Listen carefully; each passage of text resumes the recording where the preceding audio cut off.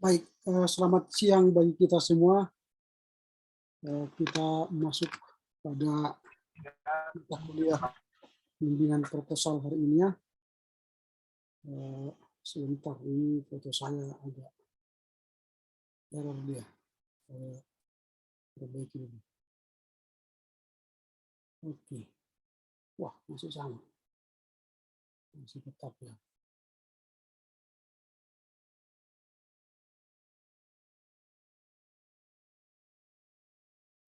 Sebentar. Ini ada yang salah.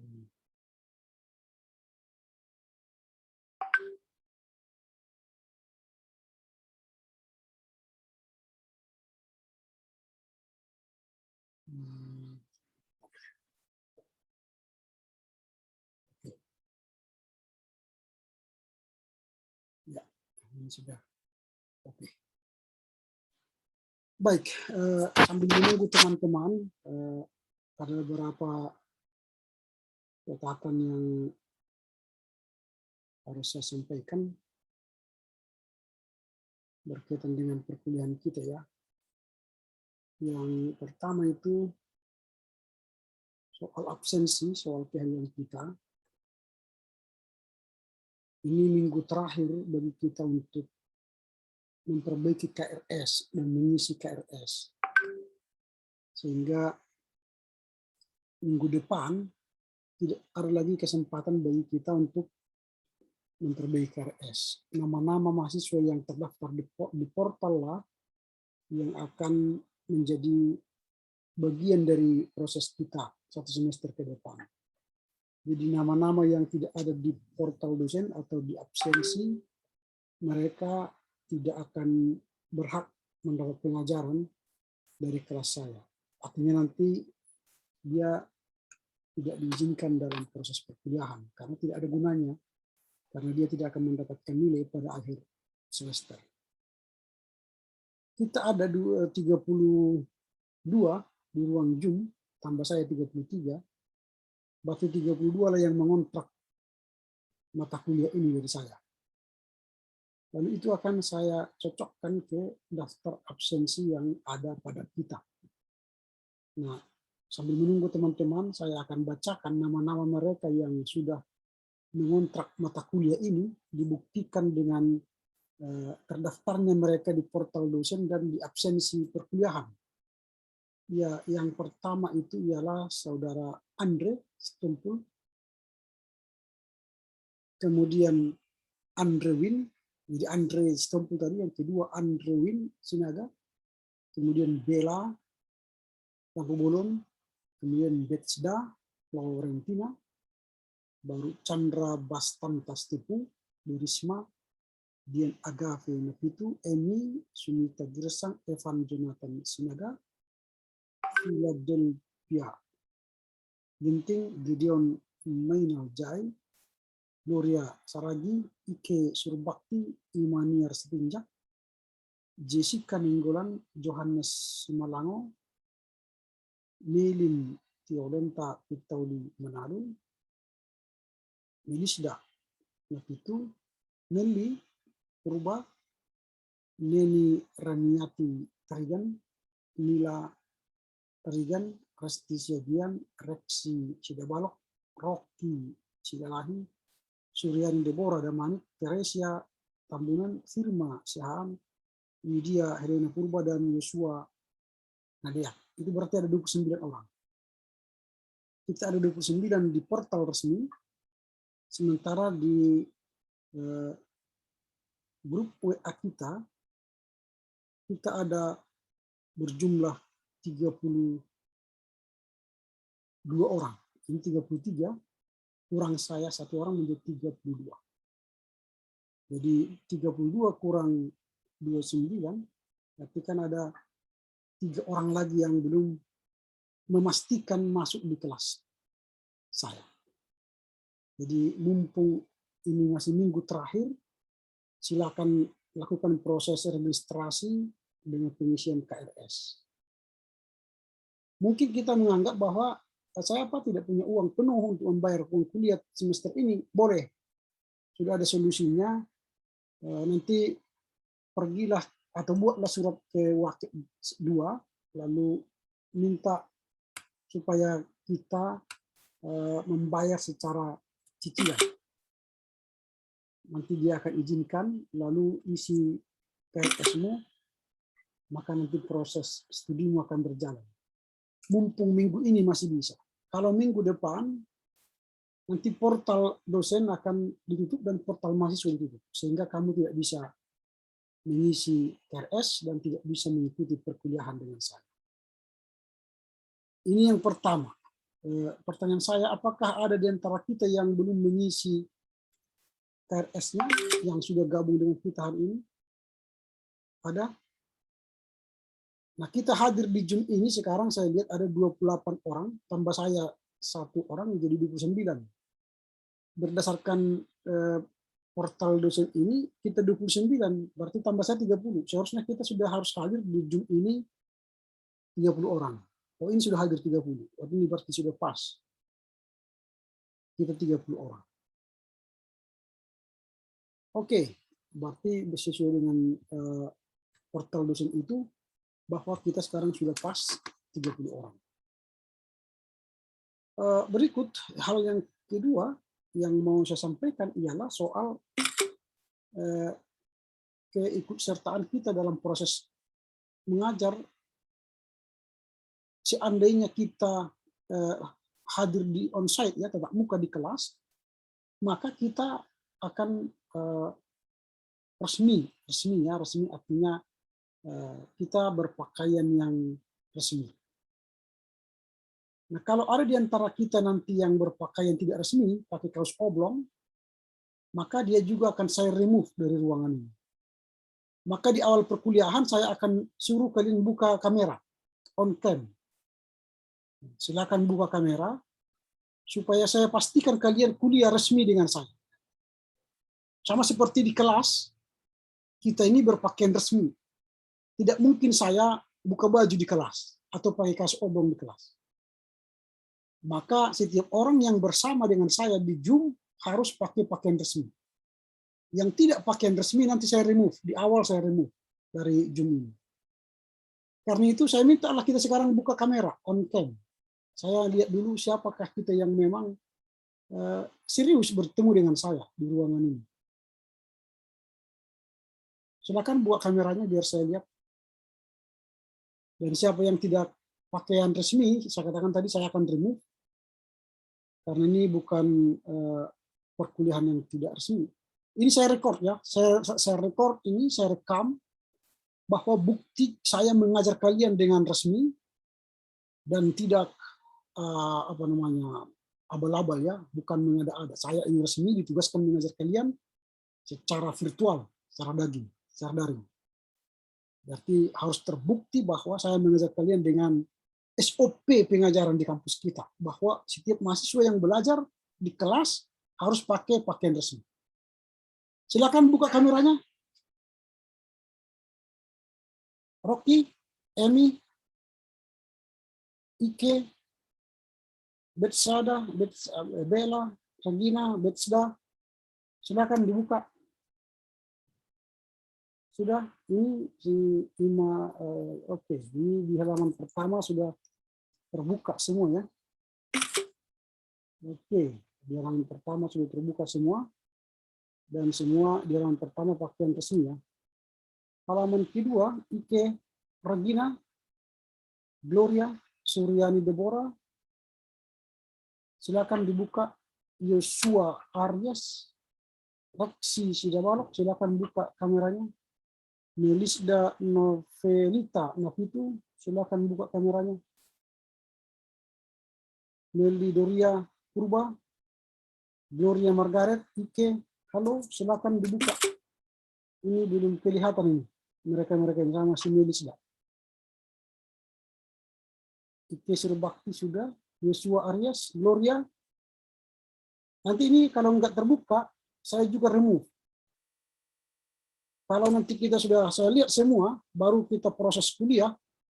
Entah kalian nanti misalnya on kamera, off kamera silakan. Tapi nanti juga sesekali saya akan menanyakan dan melihat kalian harus siap juga depan kamera.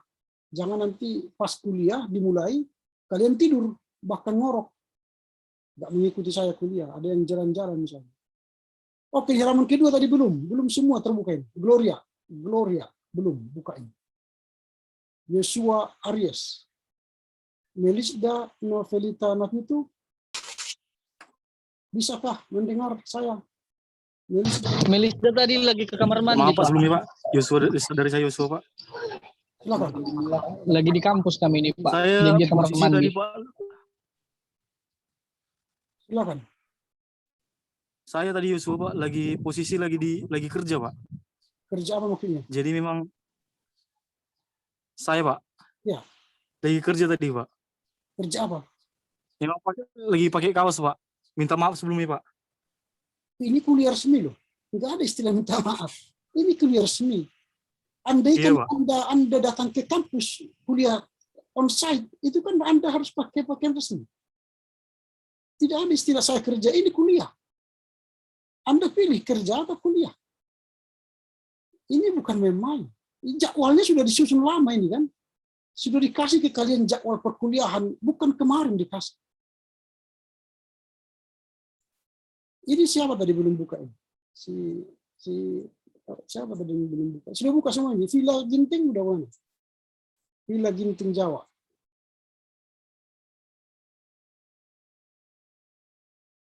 Di halaman kedua belum semua terbuka. Saya Pak. Ya, silakan buka. Udah, saya Villa ya, udah ya. Jadi kita ini jangan main-main. Ya kuliah lah dulu. Kalau mau kerja, berarti tak usah kuliah. Kita sudah terjadwal. Kalian mengisi KRS itu kan sudah jadwalnya ada. Masuk jam kuliah jam sekian. Lalu saya siap juga mengajar kalian. Kalau nggak siap, ya ngapain saya pakaian resmi di sini. Kecuali kita ngobrol. Di kafe misalnya orang ini, ya bisa lah. Oke gitu ya. Lalu yang ketiga, dulu kan di semester lalu mungkin kita mengabsen itu saya kirim emoji di grup WA. Lalu kalian kirim balasan dan sebagainya. Sekarang enggak. Di menit ke-10 saya akan bacakan daftar kita yang sudah hadir. Lalu nama-nama yang tidak ada setelah menit ke-10 itu juga tidak akan saya anggap masuk lagi. Itu yang akan saya kerjakan. Ini sudah menit yang ke-11, saya akan bacakan daftar nama kita yang sudah hadir. Nanti kalaupun ada masuk lagi, itu tidak akan saya anggap hadir ya. Saya baca yang pertama itu yang sudah masuk, Andre, Sitompul, Adrewin, Bella, Betska, Hadir Pak. kemudian Chandra, Dirisma, Emi, Evan, Vila, Gideon, Gloria, Ike, Imaniar, Jessica, Johannes, Meilin, Melisda, Melly, hadir Pak. Neni, baru Nila, Resti, Reksi, Rocky, Suryani, Teresia, Firma, Widya, dan Yosua Aris. Ada yang nama yang belum saya panggil? Saya hadir ya Pak. Siapa? Dian Agapinapi itu Pak. Dian Agapinapi itu. Oke. Ya. Ada lagi yang belum saya panggil. Semua sudah hadir ya? Oke, baik. Karena sudah hadir semua, silakan Komti memilih salah satu dari antara kita untuk memimpin doa. Ya, untuk Saudara Andre Sitompul, memimpin kita di dalam doa. Silakan Andre Sitompul. Untuk memulai perkuliahan kita satukan hati kita berdoa. Tuhan dalam Yesus Kristus, kami bersyukur untuk siang hari ini atas berkat kasih karunia Tuhan kami bisa berkumpul dalam media virtual dalam pertemuan kami pada hari ini dengan Bapak dosen kami. Kiranya Tuhan memberikan hikmat kepada kami, memberikan hikmat kepada Bapak dosen kami, agar kami senantiasa berhikmat dalam melakukan perkuliahan ini. Dalam Kristus Yesus kami berdoa. Amin. Amin. Oke, terima kasih Bu Andre. Hari ini kita akan membahas tentang seputar bimbingan skripsi. Nah, ini topik yang akan kita bahas ini merupakan topik awal supaya kalian tahu nanti bagaimana ke depan bimbingan skripsi itu. Nah, bimbingan skripsi itu merupakan sebuah proses yang sangat melelahkan. Jadi harus kita sadari bahwa bimbingan skripsi itu merupakan proses yang sangat melelahkan. Mengapa disebut sangat melelahkan? Karena bimbingan skripsi itu kita akan menemui bahwa kadang-kadang kita susah menemui dosen. Ini proses yang melelahkan itu ya. Mulai nanti dari proses penulisan proposal sampai nanti proses bimbingan skripsi. Kita susah menemui dosen. Karena mungkin dosen kita orang yang sibuk. Pekerjaannya selain di kampus mungkin masih ada pekerjaan di sinode atau pekerjaan di sosial atau di luar lain. Sehingga dia sibuk proses bertemunya. Kemudian mungkin yang membuat melelahkan itu karena banyaknya coretan pembimbing. Dosen itu kan mencoret-coret supaya kelihatan yang salah, yang benar gitu. Nah, misalnya kalau saya dalam membimbing itu saya kasih banyak tanda coret-coretan. Nah, seperti ini, saya coret. Dicoret di semua yang salah. Nah, baik di catatan kaki, baik diisi, nah, dicoret. Karena banyak mahasiswa juga tidak menggunakan bahasa Indonesia yang baik dan benar, tidak mampu menulis catatan kaki, tidak mampu mengutip dengan baik dan benar, itu dicatat, dicoret. Nah, ini salah satu contoh kita coret. Kadang ini kan menjengkelkan kepada mahasiswa. Kok dicoret-coret skripsi saya? Gitu. Atau dibuat bold merah seperti ini. Nah, ini dicatat ini, ada banyak catatan-catatannya, warna-warnanya. Ini contoh. Sehingga dia kadang-kadang yang bimbingan itu ya memang melelahkan karena banyak coretan dari dosen. Itu yang kita lihat mengapa proses pembimbingan itu melelahkan. Selain menemui dosen itu susah, ada juga coretan, atau mungkin laptop kita rusak. Padahal di situ kita kerja semua. File-file kita di situ. Sudah sampai bab 4, rusak, hang. Akhirnya kita harus mengulang mengetik lagi. Wah, mengetik ulang itu sesuatu pekerjaan yang membosankan, bahkan melelahkan. Karena itu kalau ada laptop rusak nanti tentu kita akan bisa pusing atau bisa saja stres. Nah, untuk menjaga hal-hal seperti itu, misalnya laptop rusak lalu kehilangan data, maka mulailah kalian menyimpan data itu. Mengamankan data itu dengan berbagai cara. Caranya bisa digunakan dengan mengirimkan file kita itu ke email kita. Misalnya ada 2 email kita.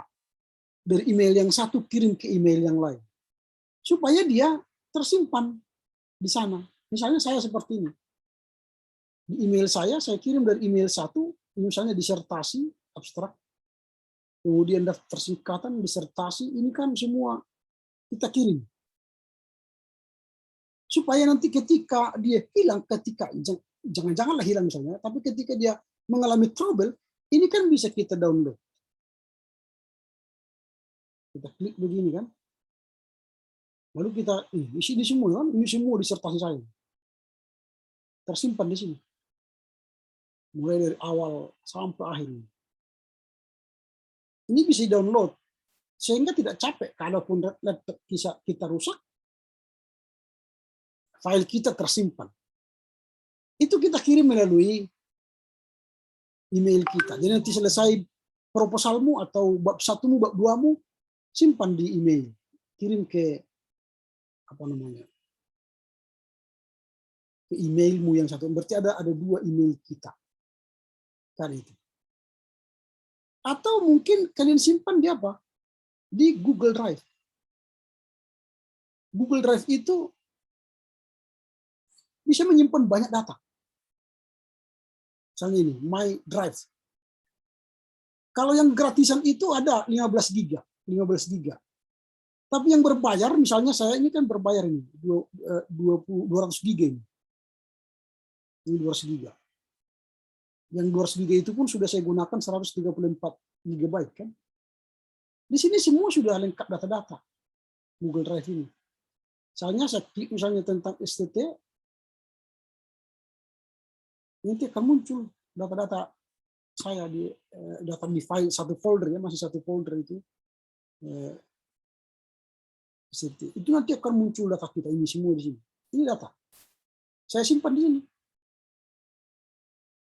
Nah, kalaupun misalnya di tempat lain saya tidak bawa laptop saya pergi ke kota A, kota B, tinggal laptop, lalu nanti saya pinjam laptop orang, buka Google Drive, saya masukkan password, ini dapat semua ini. Dia tidak perlu repot. Nah, ini. Itu di Google Drive. Bisa disimpan. Atau kalian bisa simpan di Evernote.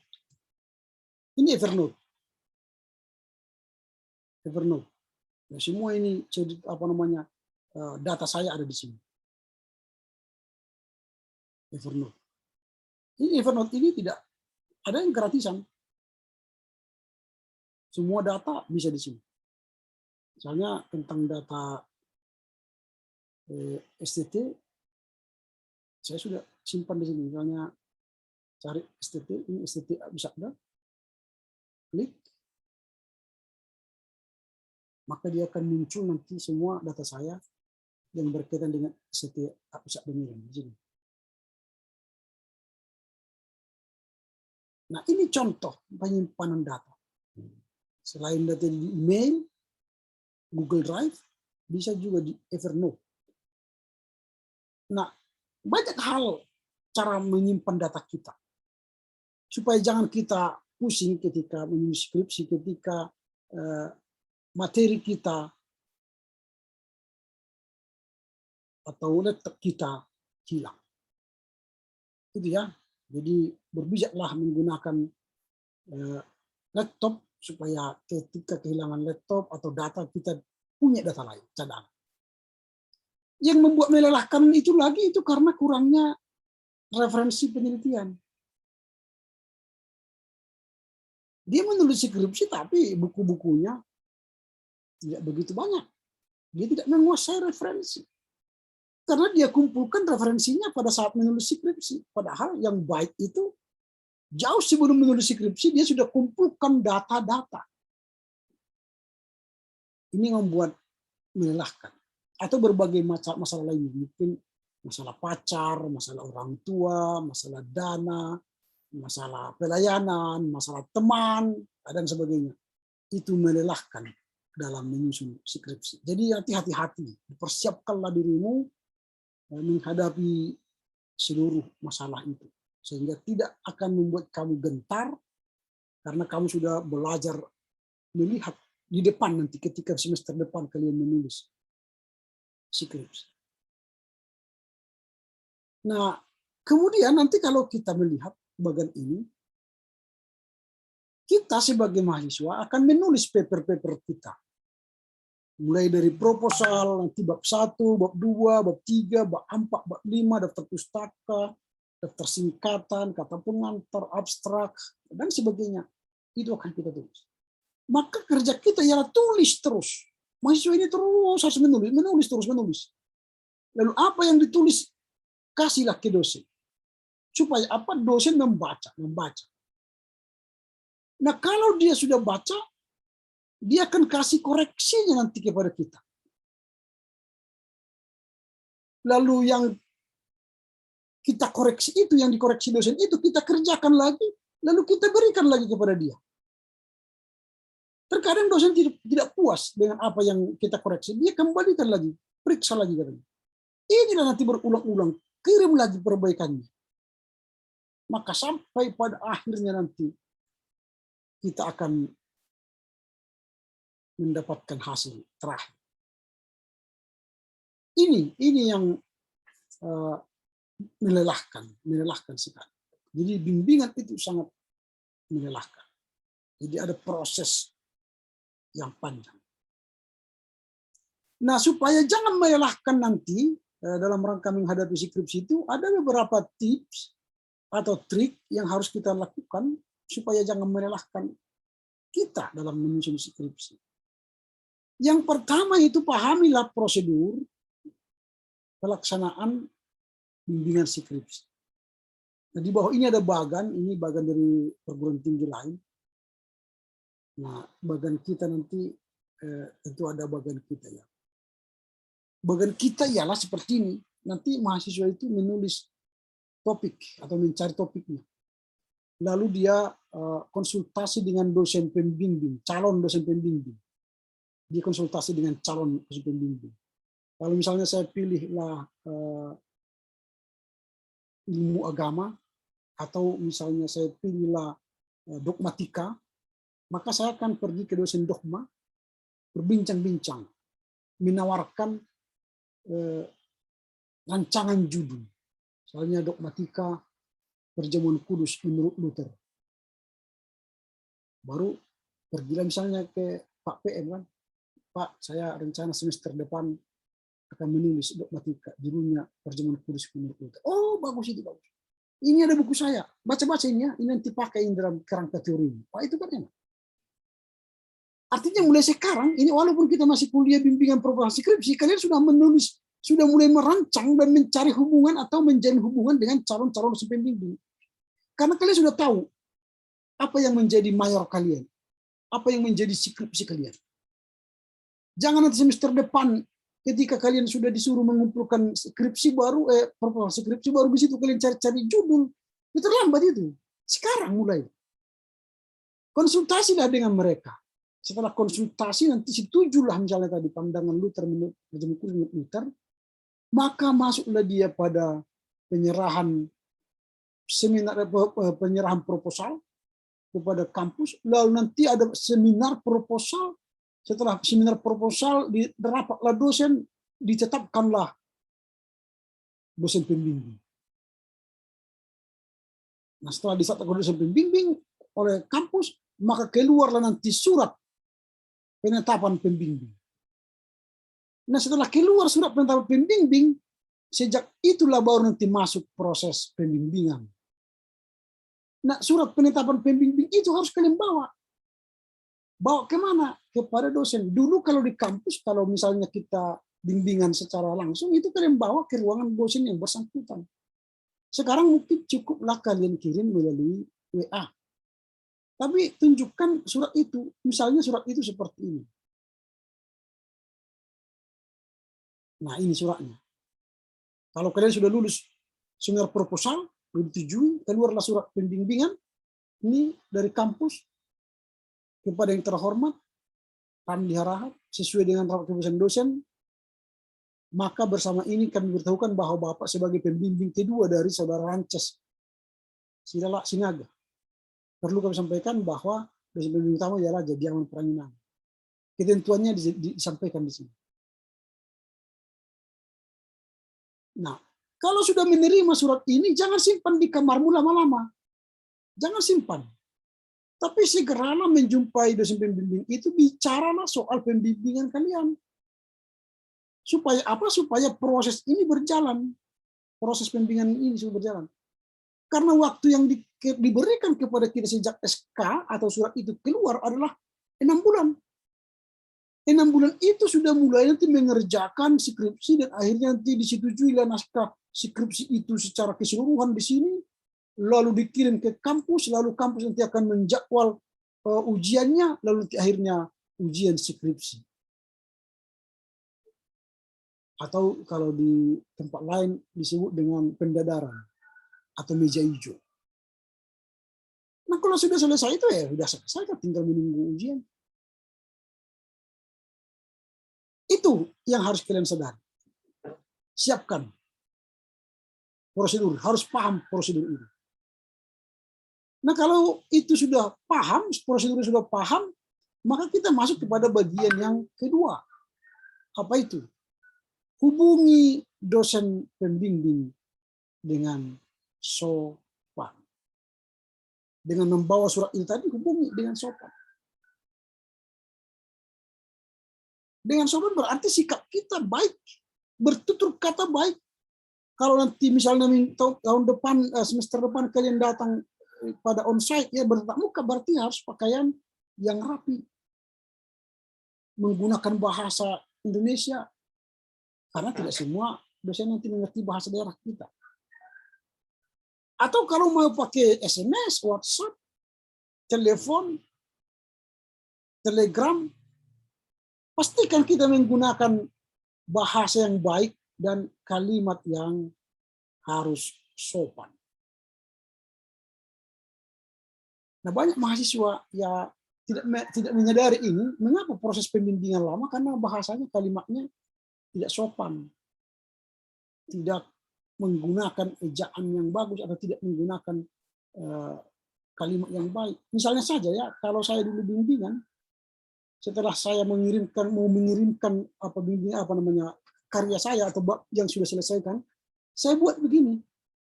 Ini 2008 kepada yang terhormat Pendeta Dr. Jan Sihar Aritonang, Jalan Proklamasi Jakarta, laporan buku 1 konsentrasi 2. Salam sejahtera. Bersama ini saya sampaikan laporan buku akhir 1 pada area konsentrasi 2. Demikian saya sampaikan atas perhatian dan bimbingan Bapak diaturkan, terima kasih, salam kasih Ramli. Ini saya buat surat. Saya kirim resmi kepada Bapak itu. Tentu responnya akan baik. Wah, ini kawan ini sopan sekali, serius sekali, resmi sekali kan.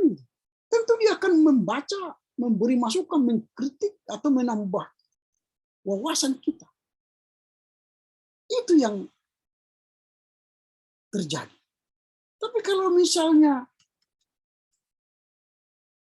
cara komunikasi kita biasa-biasa, bagaimana mungkin dosen mau memberikan perhatian kepada kita dengan baik? Nah, misalnya contoh saja. Ya, teman-teman kita yang sudah duluan dari kalian. Misalnya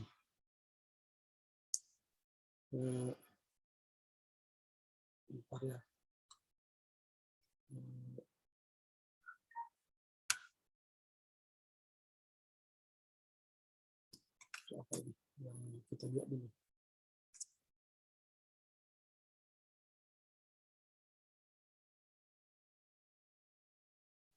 Nah, misalnya seperti ini. Ini tadi ya, saya sudah tunjukkan tadi apa yang saya kerjakan. Ini bimbingan sekarang, mahasiswa sekarang. Ini. Selamat siang Pak, ini Pak saya Pak. Sebelumnya Pak, saya mendapat perbaikan dan implikasi menjadi refleksi. Ini bab satunya Pak. Jawaban saya Pak, thank you. Atau yang lain.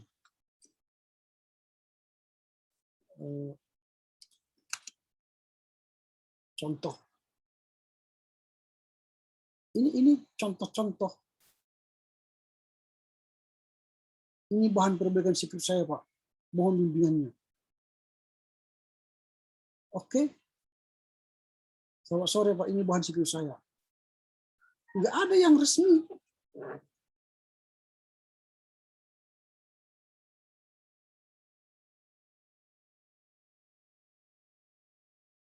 Ini model diskusi mahasiswa kepada dosen. Dengan komunikasi